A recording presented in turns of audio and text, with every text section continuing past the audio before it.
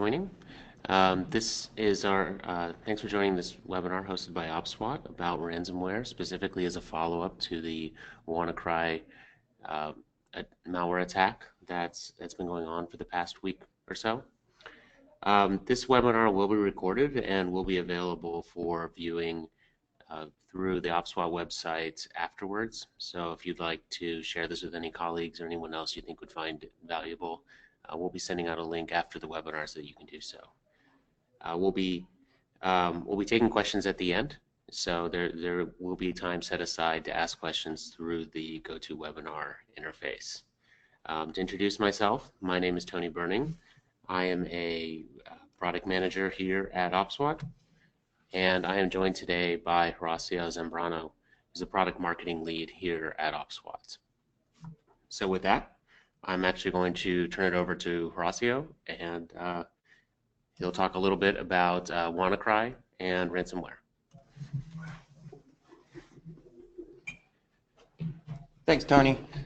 So we want to start this webinar with covering a little bit about ransomware, sort of the latest statistics, and specifically dive into WannaCry, which is, by some measures, some folks are calling the biggest malware outbreak in history, and certainly in recent history.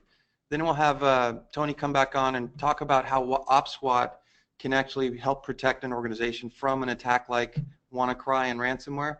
And also, we're going to give you a demo of the latest enhancement that was released, that was announced last Friday for customers to protect against this outbreak.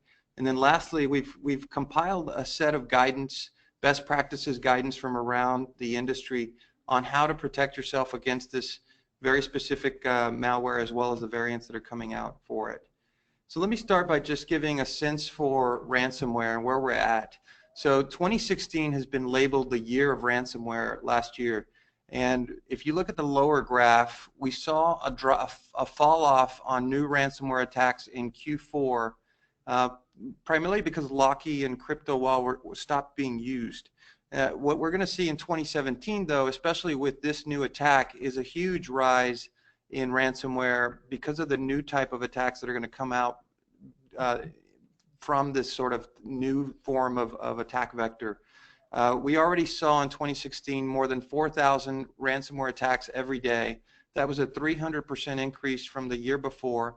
That's the number of new attacks coming out each day. In terms of infections, the growth in infections was 50% year over year. So even though companies are spending a ton of money on email security, on all types of other methods to secure their enterprises, we're still seeing ransomware grow at a very high clip today. Kaspersky, one of our partners, has estimated that businesses get hit once every 40 seconds by ransomware. And then the most impressive stat here is that 97% of phishing emails in Q3 analyzed by the firm FishMe had ransomware in there. And so this is certainly something, it is the problem du jour today in security. And you see the total number of malware samples or ransomware attacks on the right side. This comes from one of our partners, McAfee Labs. So we know for a fact that ransomware, along with advanced persistent threats, are the two biggest problems in cybersecurity today. Let's look at WannaCry itself. This really sets a new bar for ransomware in the industry. It's the first time that we've actually seen a combination of zero-day attacks with worm-like propagation and ransomware all together. So the first thing is, we found it last 2 weeks ago on a Friday, but the reality is that this ransomware was being tracked since February. There's actually considered a beta, a V1, and a V2. The V2, which is really the one that took off on May 12th, Friday, really morphed into having these other propagation techniques. So before, it was a ransomware attack that was somewhat controllable and mitigatable.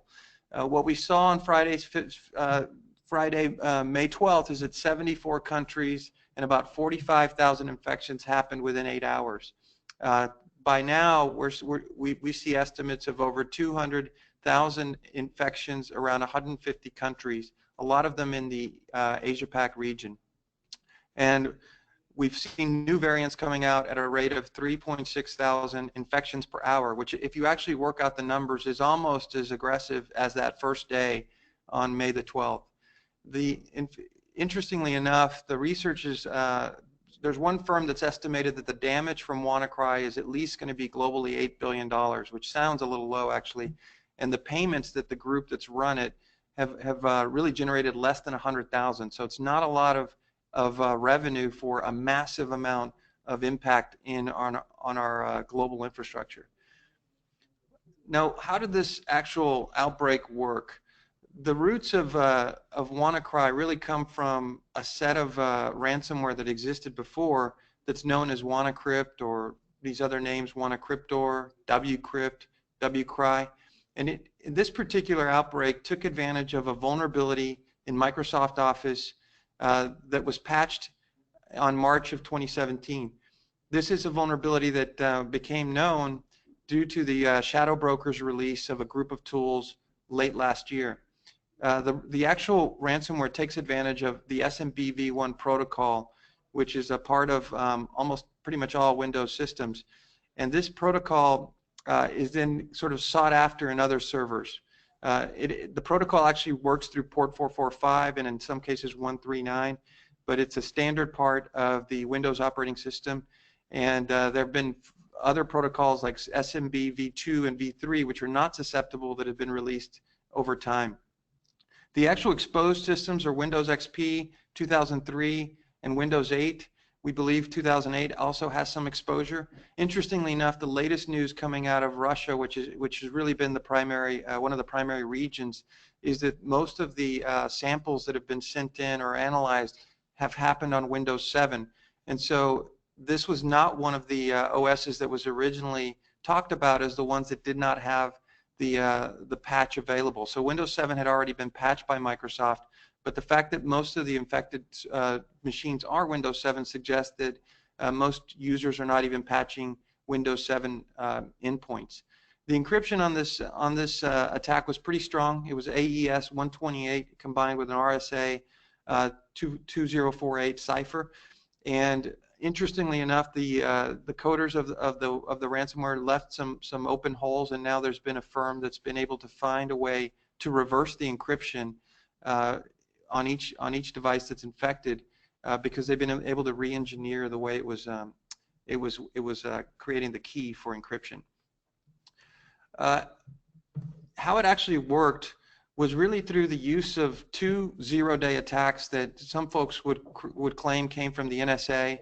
But it certainly came from the shadow brokers' dump of tools last fall or last early winter.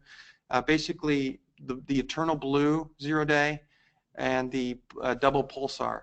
Now, what would happen in this malware is that the Eternal Blue would look for the SMB v1 vulnerability on a server, or it was sent through a phishing email to an individual that might be on a Windows 7 box that was unpatched, who clicked open a malicious document. But in essence, it was looking for this vulnerable OS process. At that point, it would look to see if double Pulsar, which ultimately acts as a backdoor, was already on the machine, or if it wasn't, it would drop the double Pulsar secondary zero-day onto the machine.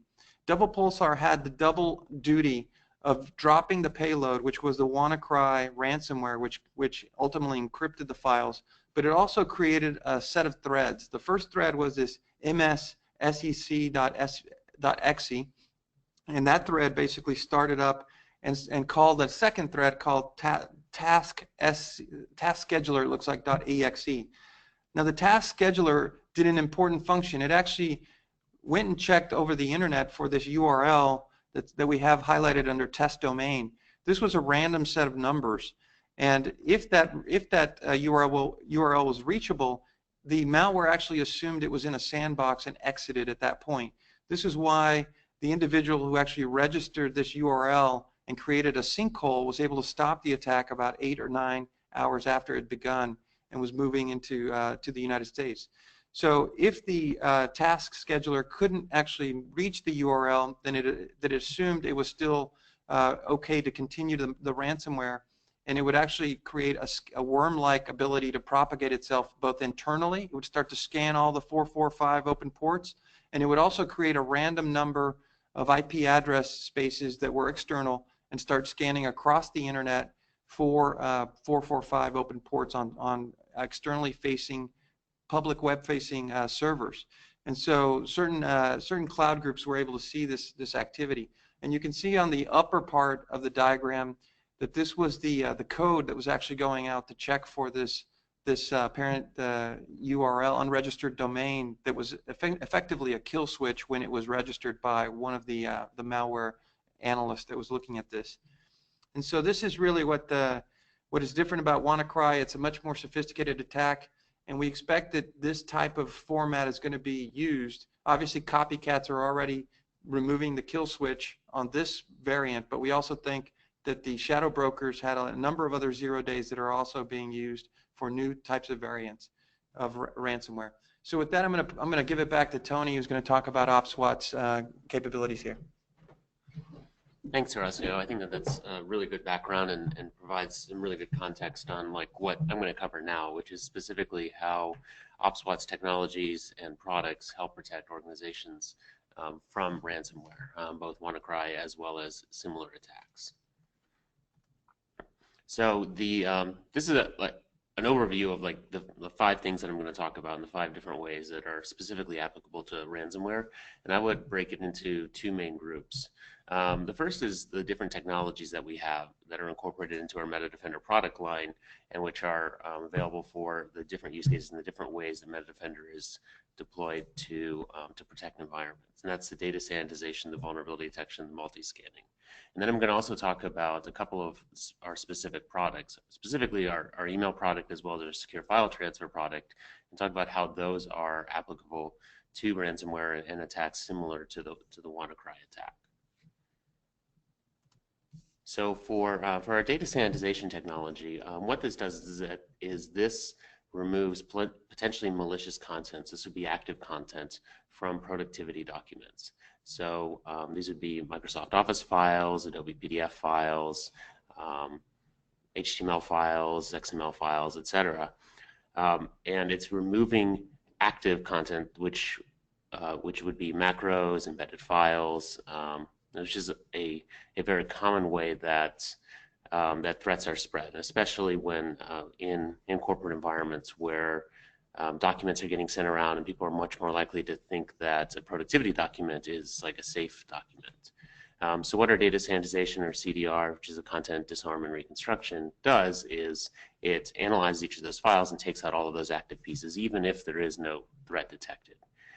The benefits of this is that for productivity documents, like the content, the usability are maintained, and it eliminates any, like even it would be 0-day attacks or things that are not detected by any anti-malware engine. And this is incorporated into all of the MetaDefender products. So whether it's for scanning email or web browsing or even files on portable media, this is available through all of our MetaDefender products. The second piece of technology that is very applicable to this case is our vulnerability engine, or vulnerability detection. So what this does is it takes it even a step further than the like CDR or data sanitization. It actually looks at applications and application binaries to identify vulnerabilities before they are even targeted by malware. So we have a database that combines, like a proprietary database that combines information that we have on different applications, different versions of applications, and then cross-reference that against public databases of known vulnerabilities, both application and operating system vulnerabilities. So what this allows us to do is with our product, we can check files. We say check files at rest, which means that it's not dependent on those applications being installed on the system and doing a vulnerability check on installed applications. It allows us to like scan installers, unpack those installers, and then check all of the binaries within those installers to see if any of them are in our database of vulnerable applications. In this way, the vulnerable applications can be identified before they're even installed in the system. in addition to the vulnerability scans that we can do on systems and applications that are already installed on endpoints.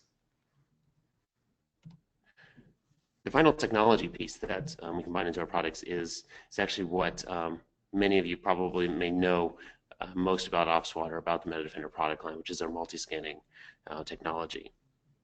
With this technology, we combine many different commercial anti-malware engines into our Metadefender product. So that allows you to scan any files with all those engines at the same time, and essentially improve the detection, also detection of new threats by using the multiple anti-malware engine. In addition to the signature databases that the engines have, we also leverage the engine's heuristics detection. So the way I would characterize this is specifically using the WannaCry threat as an example, is that by now every major engine will detect WannaCry. It's in the signature databases, and so no matter what engine you're using at this point in time, will detect a binary that has the WannaCry malware in it.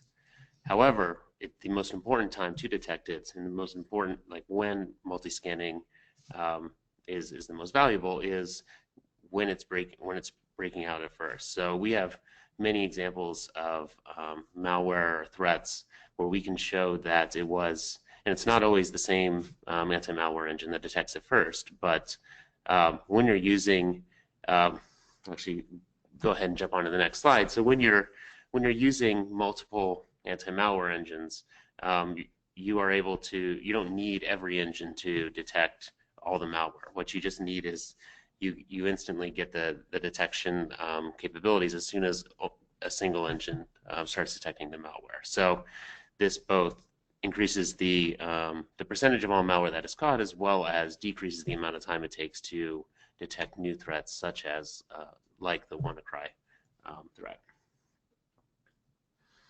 So all of those technologies are incorporated into our Metadefender product line. But there are two specific use cases that are more applicable to the WannaCry threat and to ransomware in general.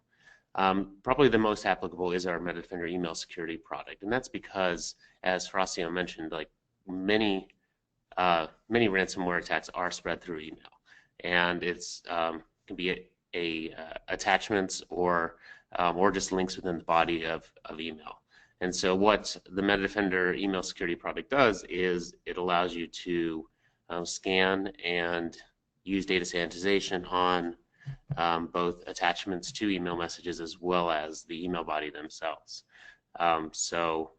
This is it's something that goes in line, and like all emails are processed and all email attachments are processed before they're delivered to the mail server and to your inbox.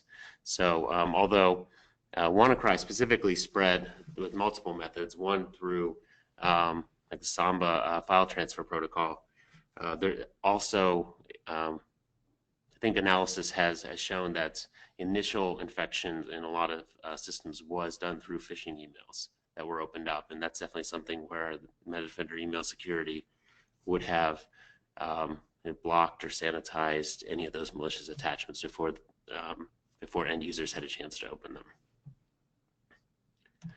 The second product that is applicable to this specific threat is our Metadefender secure file transfer product. And so this is our product that allows you, it's a secure file storage server that allows you to upload files and share files and have an auditable trail of when all the files were uploaded and downloaded and when they were all shared. The way that this is specifically applicable to this threat is that if all file transfers are going through a secure file transfer product such as Metadefender secure file transfer, then you could disable like the vector of attack, like the Samba protocol within your network, and only allow things to go through the authenticated, more secure product like Metadefender secure file transfer. So that's how it's another way that the different Metadefender product could have helped in this scenario. So So with that, I'm actually going to jump now into a demo of the updated Metadefender Cloud client that we released last week. So I will jump out of the PowerPoint, and here we have a system that has not been patched. It's a VM that would still be vulnerable to the WannaCry threat. So this one, the client is already run, but let me just restart it just for demo purposes. So when you launch Metadefender Cloud Client, what it does is it does a lot of things. It incorporates a lot of different Metadefender technology that we have. So it is scanning, running processes for threats using the metadefender.com database. So it's using 41 different anti-malware engines to scan for threats. Let's see. That's actually here, the specific files that are running, and then you can dive into what engine is detecting which threat. It also looks at like what services are available. Since this is a clean system, it doesn't have as much encryption or other things enabled. But let me just, for purposes of demonstration, I'll show you on my system. But it will look at the local AV and see if, like, say, real-time protection is enabled, or last time the definitions were updated, whether the device is password protected, and then also for like things like cloud storage, like whether there's anything that potentially might mean that endpoint is out of compliance. But then the most applicable thing to the WannaCry case is the vulnerability detection. So in this case, you can see here that the MS17010 vulnerability is identified, and by clicking on it, you can find out more information and open up links to get more information on the threat from metadefender.com. Or you can also see, so that's like an operating system vulnerability, but then application vulnerabilities would also be listed. So in this case, you can see that Internet Explorer is not up to date and Java is not up to date, so there are known vulnerabilities associated with the version that's running on this endpoint as well. So that's the basics of the demo of the Metadefender Cloud Client. And we just have an updated version released last Friday, and that's available to download for free for anyone to use from OPSWAT.com. So with that, I will jump back into the presentation and then turn it back over to Horacio to talk about some of the best practices or guidance for avoiding WannaCry and similar threats. Thanks, Tony. And that's very exciting that we've enhanced our Metadefender Cloud Client to be able to now look at vulnerabilities on the OS level and not just on applications. So excited to be able to offer that to our customers. And what we did is, basically look around the web, and specifically with Microsoft, who had a very important instrumental sort of role in this whole outbreak and suggestions, and sort of compiled the best practices across the industry. So first is patch, right? This is the patch for this vulnerability has been out since March, and unfortunately, many folks just take too long to do that, or they're in situations where they can't bring the system down, an uptime system. And so this is why OPSWAT is able to help isolate which systems need to be patched. The second is, before, Microsoft was selling an advanced support service for the patch on legacy OS versions that are no longer supported. Those include XP and Windows 8. And so now they've actually made this particular patch for WannaCry available on their website. So this is something that you can do if you have one of these older out of support OSs, even though the current indications are that Windows 7 is primarily the one that's affected. But if you have XP or 2003, you can use this patch. Second is try to get a sense for all of your internet-facing servers that your organization owns. A lot of companies that are large or medium-sized can actually lose track of which servers are actually in the DMZ and publicly accessible. And this is one of the reasons why this ransomware spread so quickly, and it's actually such a hassle for folks to completely patch in the organization. Microsoft's advice is, and it has been for a while, is to disable SMBv1 on those internet exposed servers. So you can do that directly on the host itself. And again, OPSWAT's new offering here, enhancement to Microsoft Client Cloud, will allow you to be able to profile any of these internet exposed servers to determine if the vulnerability is open. Maintain up-to-date offline backups. That's obviously great advice for ransomware in general. But doing so on a clean machine with all patches applied from a starting point is often what's recommended here.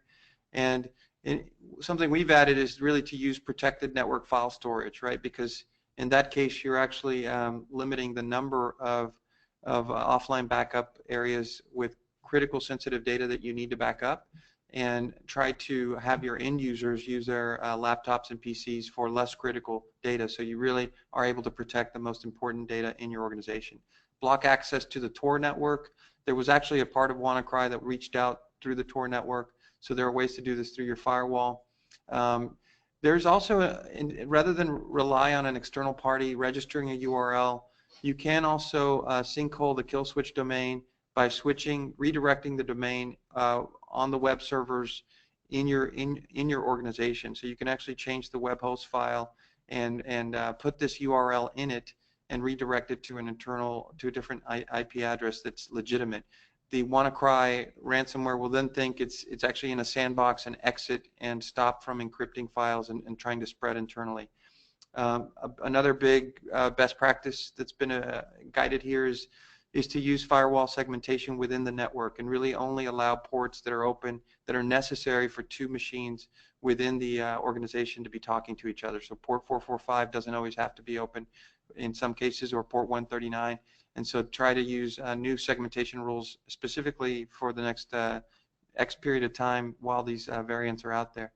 Pursue ransomware training. Obviously, this is something that's best practice as well, as to have people understand what phishing is and not to click on links or open documents that seem suspicious. And so this is obviously good practice for everyone as well. And then lastly, bolster your anti-ransomware defenses with second lines of defense. And really this is to say that if you look at email security today, it's obviously not catching all of the entry points of ransomware given the amount of growth we're seeing in these variants. So second lines of defense are important. There are other products such as OPSWATs which can bolster those existing products to increase your efficacy in catching and catch rates on advanced threats to a very high level, close to near perfect or 99% accuracy. So this is what we would recommend from the industry standpoint. And at this point, that is the end of our prepared remarks, and we can go to any questions.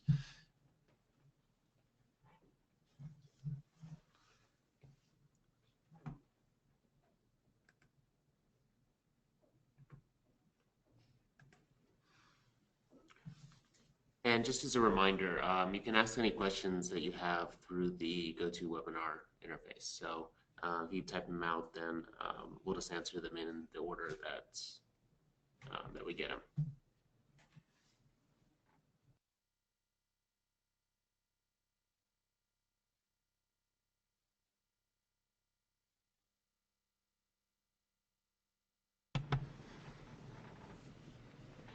So one question that we just had come in was how often the Metadefender Cloud Client runs. The Metadefender Cloud Client actually runs on demand. So when you download the executable and launch it, it will do a scan at that point in time, and you can choose to trigger a new scan. The Cloud Client also has an option to automatically run on every time you log in. And that can either be enabled or disabled. But then if that is enabled, then it will run every time you log into Windows.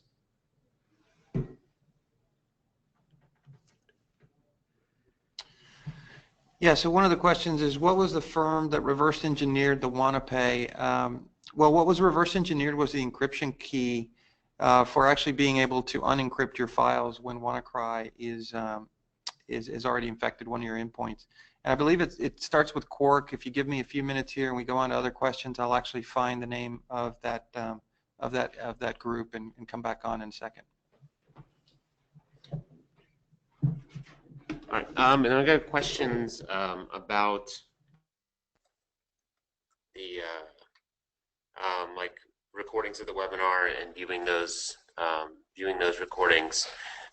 So this will be posted later today. We'll host a recording of the webinar, and it'll be listed on our webinars page on OPSWAT.com, as well as through the events page. So, so you can view this webinar as well as any previous webinars through OPSWAT.com. We'll also, for everyone who registered for the webinar, we will be sending out links as well to the recording.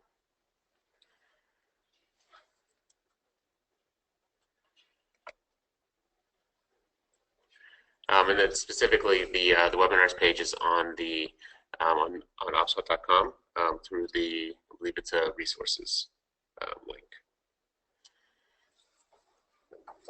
Yeah, so we have an answer for the decryptor. It's actually called the decryptor, and it's for the WannaCry. It's actually from a researcher named Adrian Guinet, and he's with Quark's lab. So if you do a search on Google for a WannaCry decryptor and Quark's lab, you should be able to find a way to get that RSA private key that WannaCry uses and actually disinfect any files that you may have encrypted from it.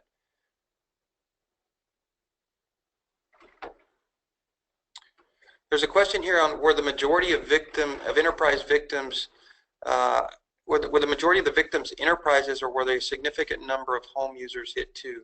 So the answer to that is we don't have any specific overall data, but if you think about how the WannaCry product sort of propagated, it's very likely that most of these were organizations, because it was scanning random IP addresses that were servers that are just being hosted.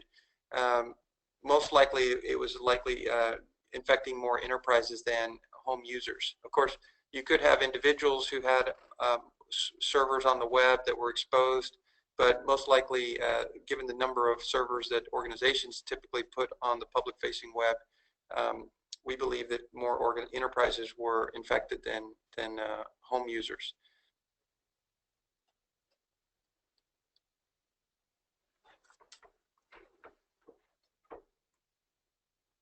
Several questions on whether we can watch the prior webinars.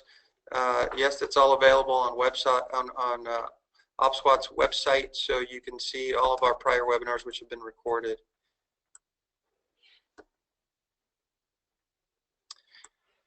And I think that's pretty much the end of our questions. Thank you very much for joining us today, and we hope we've been able to give you some insights on how to deal with this new ransomware outbreak, and continue to look for new webinars on the ransomware topic and what OPSWAT is doing to help you protect yourself against those. Thank you.